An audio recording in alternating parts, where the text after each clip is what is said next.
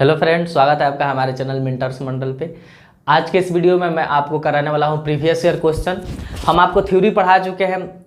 आप थ्योरी नहीं देखे हैं तो प्लेलिस्ट खोल लीजिए, उस पर वीडियो है। आप बेसिक केमिस्ट्री वहाँ हम पढ़ा चुके हैं बहुत सारा थ्योरी। अब हम क्या कराने वाले हैं, क्वेश्चन। तो जो आप लोग थ्योरी पढ़े हैं या ऑनलाइन या ऑफलाइन, तो ये क्वेश्चन करना बहुत जरूरी है, क्योंकि क्वेश्चन नहीं कीजिएगा तब तक क्वेश्चन का प्रैक्टिस नहीं पता चलेगा, पैटर्न नहीं पता चलेगा कि क्वेश्चन कैसे पूछा जाता है। केवल थ्योरी पढ़ने से कुछ नहीं होने वाला है। क्वेश्चन करिएगा तो क्या होगा, पैटर्न पता चलता है क्वेश्चन का, ठीक है। और क्वेश्चन के माध्यम से हम बहुत सारा चीज़ जो आपको कुछ कुछ चीज़ छूट गया है वो और यहाँ एक्सप्लेन कर देंगे, ठीक। तो बहुत सारा आपको नया चीज़ भी सीखने को मिलेगा। आप जो पढ़े हैं थ्योरी उसका रिविजन भी हम करा देंगे बोल के, ठीक है। और जितना प्रीवियस ईयर क्वेश्चन आप ये कर लीजिए, जितना क्वेश्चन हम लिखवा रहे हैं 100 का 100% क्या है, प्रीवियस ईयर है। आप यूथ पब्लिकेशन का बुक उठा के देख लीजिए, सब का सब रेलवे में पूछा है। या तो वो रेलवे का जेई का एग्जाम हो गया, यानी सबसे हाई एग्जाम जूनियर एग्जाम हो गया, चाहे आपका एएलपी हो गया, चाहे आपका टेक्नीशियन हो गया, चाहे आपका ग्रुप डी हो गया, चाहे आपका एनटीपीसी हो गया, यानी कोई भी एग्जाम रेलवे का सब उसी का पूछा हुआ है। और एसएससी में तो इससे लो लेवल का ही साइंस आता है, ठीक। तो चलिए स्टार्ट करते हैं। आपको बहुत सारा क्वेश्चन हम कराने वाला है, 4-5 मतलब क्वेश्चन का अलग अलग पार्ट का वीडियो आएगा, ठीक है। आज परमाणु संरचना से रिलेटेड पीवाई मतलब previous year question. First question है, आप पढ़े हैं थ्योरी तो क्या करना है, पहले आपको वीडियो को पॉज करना है और पॉज करके खुद से ट्राई करना है बनाने का, ठीक है। तो पहले आप क्या कीजिए, आप चाहें तो इसका स्क्रीनशॉट लेके खुद से बनाने का ट्राई कीजिए, ठीक है। अब हम बताते हैं, देखिए पहला क्वेश्चन कि न्यूट्रॉन डैश डैश को छोड़कर सभी परमाणुओं में उपस्थित होता है। आपको हम बता चुके थे कि इलेक्ट्रॉन और जैसे हम आपको क्या बताए थे कि परमाणु क्रमांक किसके बराबर होता है, नंबर ऑफ प्रोटॉन के। क्यों बराबर होता है, क्योंकि जो प्रोटॉन है ना वो सब तत्वों में क्या होता है, यूनिक होता है, यानी सब में प्रोटॉन होना ही होना है और निश्चित संख्या में ही होना है। न्यूट्रॉन किसी में होता है, किसी में नहीं होता। इलेक्ट्रॉन कभी किसी का बढ़ जाता है, कभी किसी का घट जाता है। तो एक ही तत्व है, आपको बताया था, जिसमें न्यूट्रॉन नहीं होता है, बाकी सभी में होगा। वो कौन है, हाइड्रोजन। तो आपका आंसर क्या हो जाएगा, हाइड्रोजन। सेकंड क्वेश्चन की तरफ देखिए, लिखा है कि कौन सा परमाणु का उप परमाणु कण नहीं है। आपको बताया था सब एटॉमिक पार्टिकल, यानी एटम जिससे मिलकर बना है उसको हम क्या कहते हैं, सब एटॉमिक पार्टिकल कहते हैं। उप परमाणु कण बोलते हैं, क्या बोलते हैं, उप परमाणु कण। तो ये कौन कौन है, प्रोटॉन है, इलेक्ट्रॉन है और न्यूट्रॉन है। तो आपका जो आंसर इसमें देखिए कौन हो जाएगा, प्रोटॉन होगा, इलेक्ट्रॉन कौन नहीं है, तो जिनॉन नहीं है, ये हो जाएगा आंसर। थर्ड क्वेश्चन देखिए, कैथोड किरण का उपयोग सबसे पहले कौन किया था। ये थोड़ा सा अगर आपको ऑनलाइन तो पढ़े हैं तो ठीक है, ऑनलाइन में ये सब चीज़ बताए थे, लेकिन ऑफलाइन में थोड़ा सा ये नहीं बताए थे, आपको यहाँ हम बता दे रहे हैं। देखिए कैथोड किरण का जो आपको पता है कि इलेक्ट्रॉन का खोज कौन किया था, तो थॉमसन किया था, जे थॉमसन। अब कैसे किया था तो ऑनलाइन हम आपको बताए थे। देखिए क्या किया था, एक ट्यूब लिया था, ठीक है, और उस ट्यूब में ये किसका यूज किया था इलेक्ट्रॉन का खोज करने के लिए, तो कैथोड किरण का खोज किया था। इस पर कैसा चार्ज होता है, कैथोड किरण पे नेगेटिव चार्ज होता है। कैसा होता है, नेगेटिव चार्ज होता है। कैथोड किरण पे कैसा चार्ज होता है, नेगेटिव। कौन किया था, थॉमसन। किसके लिए किया था, इलेक्ट्रॉन का खोज करने के लिए कैथोड किरण का उपयोग किया था। एक और लिख लीजिए, जो आपका गोल्डस्टीन था ना, गोल्डस्टीन, आपको बताया था कि एक्चुअल में खोज यही किया था, नामकरण कौन किया था, रदरफोर्ड। तो ये प्रोटॉन का खोज करने के लिए पता है एनोड किरण का यूज किया था। लिख लीजिए किसका किया था, एनोड। तो कल को आपसे पूछे कि एनोड किरण का उपयोग कौन किया था, तो गोल्डस्टीन। किसको खोजने के लिए, प्रोटॉन को। एनोड किरण का एक और नाम है बहुत फेमस, कैनाल रेज कहा जाता है। इंग्लिश हिंदी दोनों में याद रखिए, कैनाल रे। क्या कहा जाता है, कैनाल रे, याद रखिएगा। एनोड किरण को कैनाल रे भी कहा जाता है, ठीक है। इस पे कैसा चार्ज होता है, पॉजिटिव होता है। कैनाल रे पे कैसा चार्ज होता है, पॉजिटिव। तो आपसे पूछे कि प्रोटॉन का खोज करने के लिए किस रे का उपयोग किया गया था, तो कैनाल रे का, ठीक है। डिस्चार्ज ट्यूब का यूज किया गया था, हाइड्रोजन गैस भरा गया था। आप यूट्यूब पे देख लीजिए, उसमें हम क्यों कैसे किया गया था वो भी एक्सप्लेन किया थ्योरी वाला वीडियो में। तो ये समझे, कैथोड किरण का कौन किया था, जे थॉमसन। एनोड का पूछेगा तो क्या मारिएगा, गोल्डस्टीन, ठीक है। एनोड का एक और नाम क्या है, कैनाल रे। इस पर कैसा चार्ज होता है, पॉजिटिव होता है। रदरफोर्ड का परमाणु मॉडल किसका वर्णन नहीं करता है, सब रेलवे का पूछा हुआ क्वेश्चन है। रदरफोर्ड का आपको बताया था, रदरफोर्ड का परमाणु मॉडल बताया था ना, किसका किसका। रदरफोर्ड क्या किया था, नाभिक का खोज किया था, न्यूक्लियस का खोज किया था, ठीक है। प्रोटॉन का भी क्या किया था, खोज किया था। और वो बताया था कि मतलब जो उसका नाभिक है उसमें प्रोटॉन और न्यूट्रॉन रहते हैं, इलेक्ट्रॉन क्या करते हैं, चारों ओर चक्कर लगाते रहते हैं। लेकिन ये आपको बताए थे, तो परमाणु की नाभिक की उपस्थिति बता दिया था, परमाणु का आवेश बताया था, हम बताया था ना, इलेक्ट्रो नेगेटिव और पॉजिटिव चार्ज होते हैं। लेकिन परमाणु का स्थायी तो स्टेबिलिटी नहीं बता पाया था कि परमाणु क्यों स्टेबल होता है, क्योंकि इलेक्ट्रॉन अगर चार्ज कोई पार्टिकल न्यूक्लियस के चारों ओर घूम रहा है तो उसका एनर्जी क्या होता है, लॉस होता है। तो एटम कैसे स्टेबल है ये एक्सप्लेन नहीं कर पाया था, इसलिए क्या हो गया, ये आपका आंसर सही हो जाएगा। इलेक्ट्रॉन का उपस्थिति तो बताया ही था, तो इसका आंसर क्या हो जाएगा कि परमाणु का स्थायित्व। तो इतना आप लिखिए, स्क्रीनशॉट लीजिए। नेक्स्ट क्वेश्चन हम देखते हैं, ठीक, इसके बाद मिटाकर। तो चलिए अब नेक्स्ट क्वेश्चन हम देखते हैं। आप इसको भी बनाने ट्राई कीजिए, चाहे तो स्क्रीनशॉट लेकर ट्राई कीजिए या वीडियो को पॉज करके ट्राई कीजिए। फर्स्ट क्वेश्चन है कि रदरफोर्ड के परमाणु मॉडल में अल्फा का डैश डैश पर प्रक्षेपित किए जाते हैं। आपको बताया था कि रदरफोर्ड जब अपना परमाणु मॉडल लिए थे तो क्या किए थे, क्या क्या क्वेश्चन इससे पूछता है। तो पहले उस सोना का पतला चादर लिए थे, जो सोना का पतला चादर लिए थे, गोल्ड फॉइल लिए थे, किस चीज़ का था, सोना का था। किसका, सोना का। कौन कण का यूज किए थे, तो अल्फा कण का यूज किए थे। अल्फा कण क्या होता है, तो हीलियम का नाभिक होता है। क्या होता है, हीलियम का नाभिक, यानी हीलियम का कोई ऐसा कण जिसमें +2 का चार्ज हो और 4 यूनिट उसका क्या हो, मास हो। तो ये वाला क्या कहलाता है, +2 यूनिट, यानी हीलियम का नाभिक, जिसपे क्या होता है, मास होता है उसका 4U, चार्ज कितना होता है, +2 होता है। तो ये अल्फा मतलब रदरफोर्ड का ये एक्सपेरिमेंट था। तो किसका यूज किया था भाई, स्वर्ण। स्वर्ण यानी क्या होता है, सोना। सेकंड क्वेश्चन, बोर के अनुसार क्या होता है जब इलेक्ट्रॉन ऊर्जा के फोटोन को अवशोषित करता है। आपको बताए थे कि बोर क्या बताए थे कि इलेक्ट्रॉन क्या होता है ना, स्टेबिलिटी के बारे में बताए थे कि इलेक्ट्रॉन होता क्या है कि अपने फिक्स्ड कक्षा में एक निश्चित वृत्ताकार कक्षा में चक्कर लगाता है, जिसे हम क्या कहते हैं, कक्षा कहते हैं, सेल कहते हैं, ऑर्बिट कहते हैं। जब वो निश्चित कक्षा में चक्कर लगाता है तो ना ही वो ऊर्जा को अवशोषित कर सकता है, ना ही ग्रहण मतलब ना ही लेगा, उत्सर्जन नहीं करता, ऊर्जा का उत्सर्जन नहीं करता, यानी ऊर्जा का क्षय नहीं होता है। लेकिन जैसे उसको आप एनर्जी दीजिएगा तो क्या होता है, जैसे मान लीजिए इलेक्ट्रॉन यहाँ घूम रहा था, ये न्यूक्लियस हो गया, यहाँ घूम रहा है, इसमें घूम रहा है। जैसे इसको एनर्जी दीजिएगा तो इससे दूर वाले सेल में आकर यहाँ घूमने लगेगा, और जैसे जैसे एनर्जी निकाल लीजिएगा तो नज़दीक जाता है।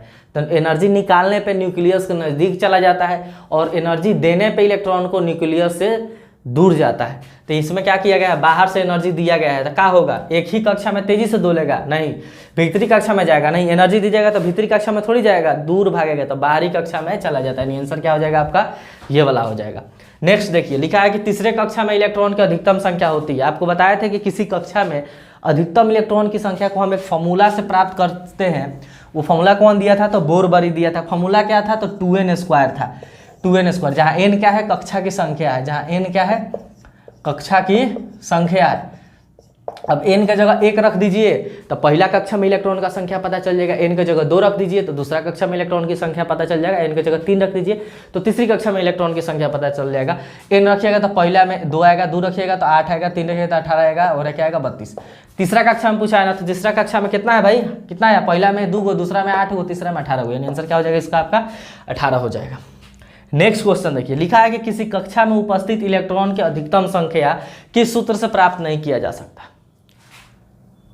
हाँ, किस सूत्र से प्राप्त नहीं किया जा सकता। अब ये नहीं, देखिए आपको क्या होता है ना, लड़के पढ़ लेते हैं, कहते हैं किस सूत्र से प्राप्त किया जाता है, कहाँ 2n² मार देंगे, ये गलती हो जाएगा। वो कहा है कि किस सूत्र से प्राप्त नहीं किया जा सकता, किया जा सकता नहीं किया जा सकता। ये सब रेलवे का पूछा हुआ क्वेश्चन है, ठीक है, कोई अपने से नहीं करा रहा है। तो फर्स्ट देखिए, इससे तो किया ही जा सकता है, अरे किससे प्राप्त किया जा सकता है, 2n² से।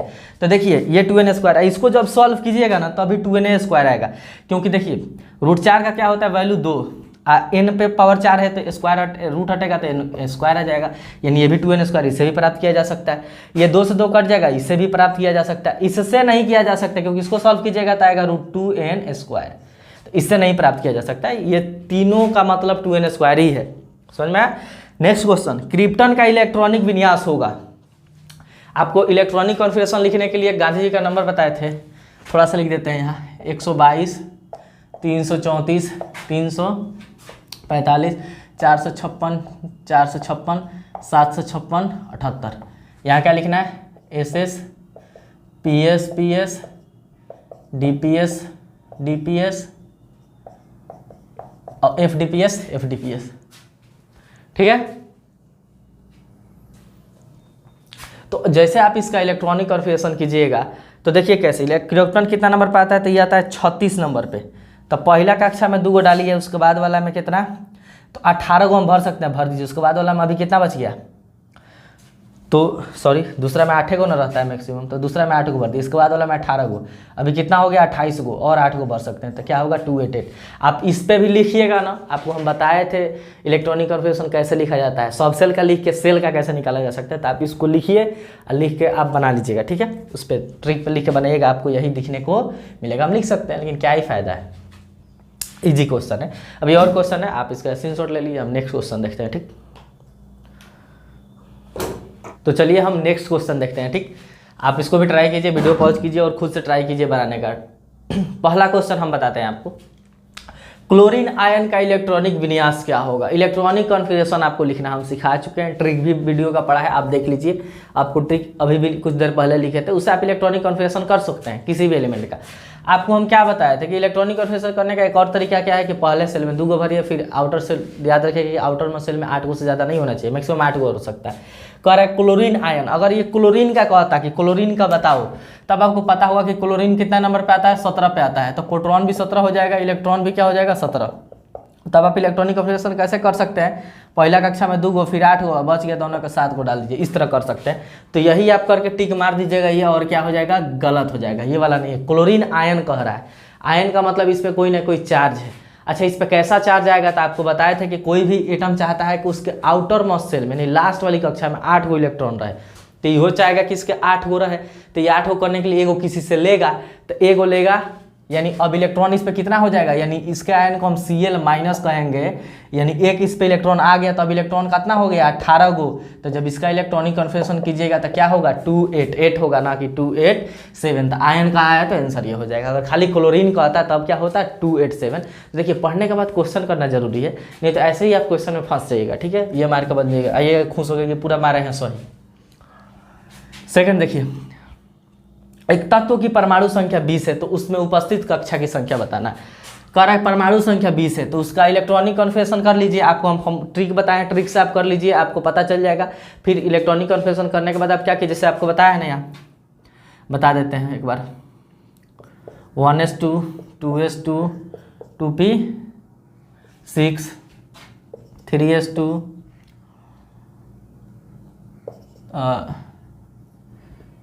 3p6, कितना हो गया इलेक्ट्रॉन गिनिए तो 10 2 18, अभी 2 गो बचा है, तो ये क्या हो जाएगा आपका 4s2, ऐसे ही आएगा। तो अगर आप इसका इलेक्ट्रॉनिक कन्वर्जन कर दिए तो ऐसे आया। तो ये दिखा रहा है कि पहला कक्षा में कौ गो, तो 2 गो, दूसरा कक्षा में कौ गो, तो 6 2 8 गो, तीसरा में कौ गो, तो फिर कितना 8 गो, और चौथा में कौ गो, तो 2 गो, यानी क्या आया 2882। तो इसका क्या हो जाएगा, कितना कक्षा है 1 2 3 4, तो यानी आंसर क्या हो जाएगा 4। अच्छा, आपसे पूछा कि इसका क्या है, तो ये कैल्शियम का है। कैल्शियम कितना पे आता है 20 पे आता है, आपको याद होना चाहिए कम से कम 30 तक, ठीक है। फिर लिखा है कि इलेक्ट्रॉन का वह अधिकतम संख्या जो किसी बाह्यतम कक्षा में रह सकता है। आपको बताया है कि किसी भी एलिमेंट के एटम में आउटर मोस्ट सेल में यानी बाह्यतम कक्षा में अधिकतम इलेक्ट्रॉन कितने रह सकते हैं 8 सॉरी कितना रह सकता है 8 गो, कितना रह सकता है 8। तो इसका आंसर क्या हो जाएगा 8। नेक्स्ट देखिए, लिखा है किसी तत्व के आयन पर +3 आवेश है, यानी +3 का चार्ज है। कोई तत्व है उसका आयन पे +3 चार्ज है। मान लीजिए ये एक समय नहीं पता, इतना पता कि इस पे +3 का चार्ज है, ठीक। और कहा है उसका द्रव्यमान संख्या कितना है 27। तो द्रव्यमान संख्या के ए से दिखाते हैं, तो ए का मान क्या दिया है 27। और क्या दिया है, न्यूट्रॉन की संख्या दिया है 14। तो न्यूट्रॉन को संख्या यानी एन का वैल्यू कितना दिया है 14 दिया है। तो अगर आप इसको ऐसे लिखिएगा, यानी कोई मान लीजिए x है, यहाँ लिखाता है मास नंबर और यहाँ लिखाता है नंबर ऑफ प्रोटॉन लिखाता है, यार छोड़िए इससे कोई फायदा नहीं। आपका ए का वैल्यू दिया है, एन का वैल्यू दिया है, क्या पूछा है इलेक्ट्रॉन की संख्या। ये कह दिया कि 3 गो इस पर चार्ज है, तो पहले आप प्रोटॉन का संख्या निकालिए। तो पता है कि ए में क्या होता है p+n, यानी जो आपका एटॉम मास नंबर दिया है, इसमें प्रोटॉन और न्यूट्रॉन दोनों जुटा है, कितना है 27 है, कितना है 27। और न्यूट्रॉन कितना दिया है तो 14। तो आपको बताया था कि मास नंबर में से न्यूट्रॉन घटा दीजिएगा तो प्रोटॉन निकल जाएगा। देखिए क्योंकि ये मास नंबर दिया है ना, इसमें p+n दोनों रहता है, तो p+n का मान 27 है, एन का मान 14 है, तो इसमें से घटाइएगा तो एन क्या आ जाएगा आपका, सॉरी प्रोटॉन कितना आ जाएगा, तो प्रोटॉन का संख्या आ जाएगा 13। अगर प्रोटॉन 13 है तो इलेक्ट्रॉनों इसमें कितना रहता है 13। कब, जब ये एटम न्यूट्रल रहता है, यानी कुछ नहीं कहता, तब इलेक्ट्रॉन कितना मार देते हैं आंसर 13 मार देते। अगर अभी आप 13 मार रहे हैं तो क्या हो जाएगा गलत, क्योंकि क्या कहा है इस पे आयन का +3 आवेश है। +3 आवेश ये बता रहा है कि इस पे तो इस तरह 13 गो रहता है इलेक्ट्रॉन, लेकिन 3 आवेश ये बता रहा है कि इसका 3 गो इलेक्ट्रॉन कोई लेकर चला गया है, यानी अब इसमें इलेक्ट्रॉन कितना बच गया, तो 10 गो। कितना बच गया, 10। इस तरह आप ऐसे क्वेश्चन पूछता है, तो क्वेश्चन का प्रैक्टिस बहुत जरूरी है। जितना टॉपिक हम पढ़ाएं हर चीज़ का प्रीवियस ईयर ही क्वेश्चन कराएंगे, सब प्रीवियस क्वेश्चन है, आप कर लीजिए, एक भी क्वेश्चन नहीं छूटेगा, इस बात की गारंटी है। ठीक, वीडियो आपको अच्छा लगे तो लाइक और शेयर कीजिए, नहीं लगे तभी भी लाइक और शेयर कीजिए, नए तो चैनल को सब्सक्राइब जरूर कीजिएगा।